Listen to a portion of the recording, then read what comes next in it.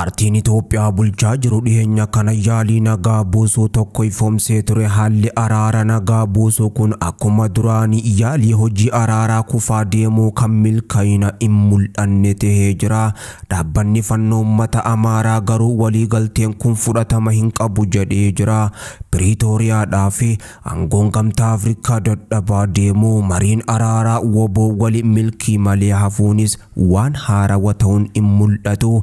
Kaleessa komachuun har'ammoo baqachuun dhaabbata gamtaa Afriikaa dadhabinaa fi daddaaqamiinsa isaa marii Piriitooriyaa fi Daar es Salaam irratti mul'ate ammas haarawaa isa fannoodhaa fi PP kanaafis maqaan isaa dhawamaa jira hin tolle. Kabajamtoota daawwattoota keenya bal'ina qophii keenya kana keessatti isa kanaa fi kan birootis dabalataan dhaga'uuf jirtu viidiyoo keenya laayikii fi sheer gochuudhaan hanga dhuma sagantaatti nu waliin turaa isiniin jennaa.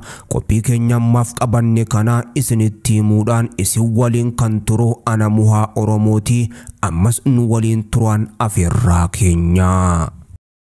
Paartiin Itoophiyaa bulchaa jiru dhiyeenya kana yaalii nagaa buusuu tokko ifoomsee ture. Haalli araara nagaa buusuu kun akkuma duraanii yaalii hojii araaraa kufaa deemu kan milkaa'inni ittiin mul'anne jaarsummaa iftoomina hin qabne darbees ammoo jaarmiyaaleen ardichaa furmaata ta'uu danda'an jedhaman waliin ta'uudhaan ammoo kan waliin keessatti hirmaatanidha. Miidiyaaleen mootummaa dhaabbanni fannoo uummata Amaaraa bulchiinsa naannoo Amaaraa waliin waliigaltee nagaa mallatteessanii jiran jechuudha. Muddee gaafa afurii bara 2025 gabaafamee kan ture. Gamtaan Afriikaa akkasuma gumiin biyyoota Afriikaa baa IGAD qaamolee araaraa kana qajeelchuudhaaf jaarsummaa taa'an yoo ta'an lameenuu ammoo ibsa adda addaan baasanii waliigalticha dinqisiifatanii jiran. Mootummaan federaala Itoophiyaatis ammoo deebii fedhii nagaa uummataaf kenname jedhee jira. Achi asitti ammoo dubbiin rifaasisana dhaabbanni fannoo uummata Amaaraa garuu waliigalteen kun fudhatama hin qabu jechuu isaati.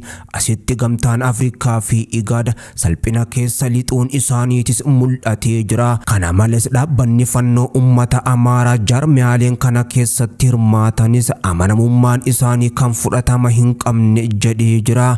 Deebiin isaanii kunis araara irratti waa'ee gidduu taa'anii qaama lama araarsuu ga'umsa jaarmiyaalee nageenyaa fi araara Afriikaadhaa ammoo kan gaafii itti kaasuudha. Qaamoleen kun hojmaata gama hunda hirmaachisu haqaan ammoo diriirsuurraa karoora mootummaan biltsiginnaa kophaa isaa qajeelche keessaa maqaa isaanii galfatanii jiran. Waliigaltee nagaa dhiyeenya taasifame irratti wanti hubatamu tokko jaarmiyaaleen Afriikaa fi kan naannoo nageenya waaressuudhaaf hojjetan irratti walitti bu'insi Itoophiyaa kun ammoo ba'aa guddaa isaan baadhachuu hin dandeenyee fi araara isaan buusuu hin dandeenye itti tahaa dhufuudha.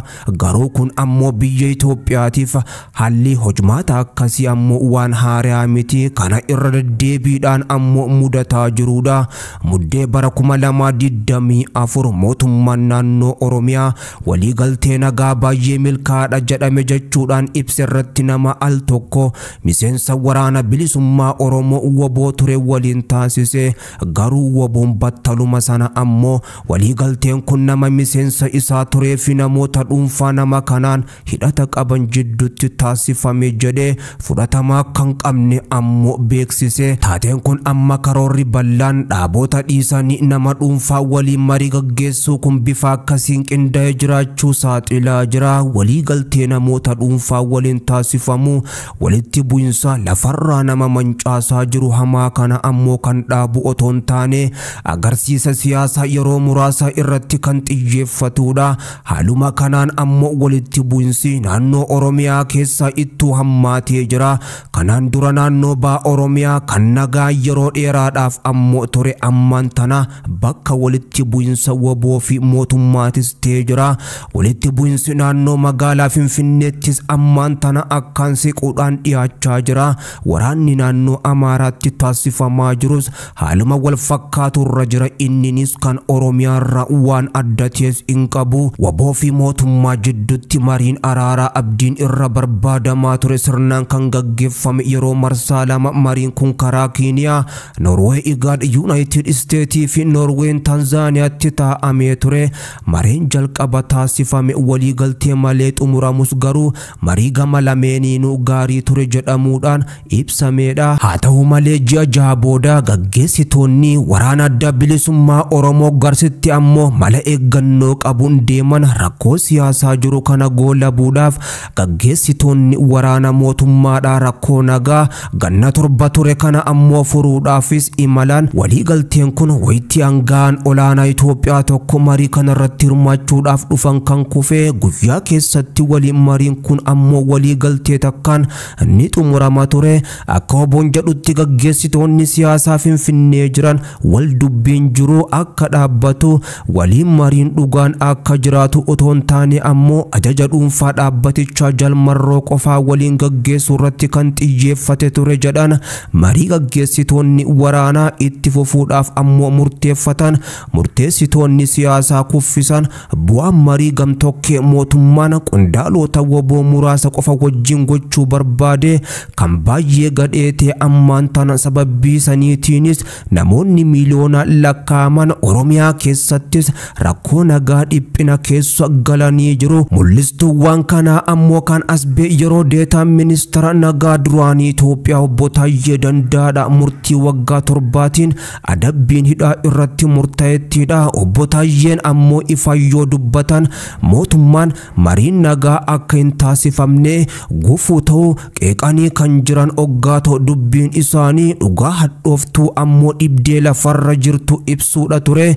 Dargaggoonni biyyatti kan du'aa jiran biyyatti rakkoo jiraachuudhaa fi jiraachuu dhabuu keessa ammoo kan seenaa jirtu sababbii gaggeessitoonni siyaasaa biyyatti nageenya buusuurra ammoo aangoo mararfachuu isaaniitti jira.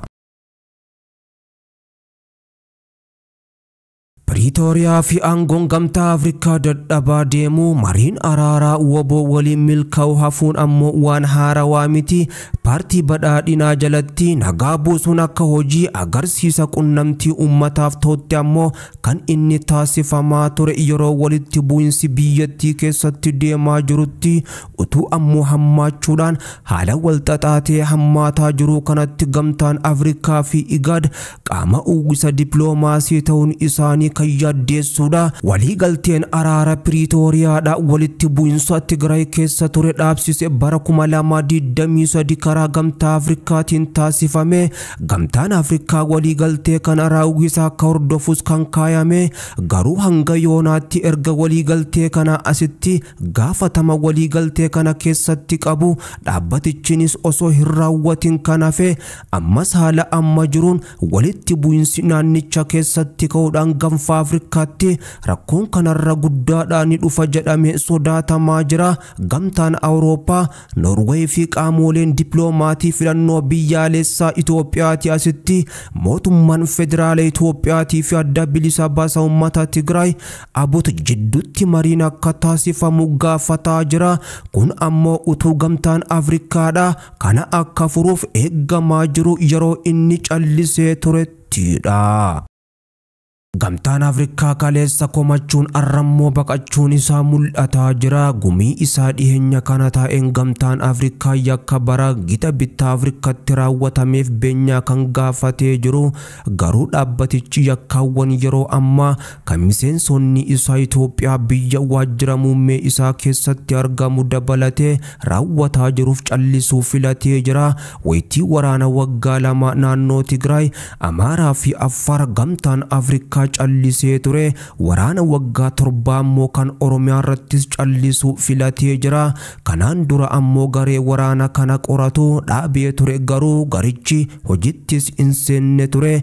Gareewwan qorattoota biroo ammoo dhimma alaa Ameerikaa fi ogeeyyii qorattoota kana mirgoota namummaa idil addunyaadhaan waraana kana keessatti yakki mirga namummaa sarbu raawwatamu yeroo qorannoodhaan bira gaanittis ibsanis gareen qorannoo gamtaa gamtaa Afriikaadha dhimma waraana kaaba Itoophiyaa qorachuudhaaf jedhee ammoo dhaabbate waggaa lama booda bu'aa takkaan utuu as hin bahin ammoo bittinfame dhadhaa ibidda bu'ee ta'uudhaanis kan dhabame kunis ammoo haala itti Afriikaa wal dhabdee furtuu ilaalchisuudhaan qisaasama jiru akeeka haalli kun gaggeessaa jabaa dhabamsiisaa fudhatamaas ammoo dhabsiisaa kan jirudha ammas karaan falli ittiin argamu xiqqoon tokko haftee jirti dhiyeenya kana kan ifoome karoorri United States ammoo kan gaanfa Afriikaa waraanni akka gaanfa Afriikaatti ka'u ammoo kan dhorkuuf akeekuudhaas kunis ammoo rakkoo Suudaan keessa jiruuf falataa kan jedhame hoggaa ta'u Eertiriyaa Itoophiyaa fi Soomaaliyaa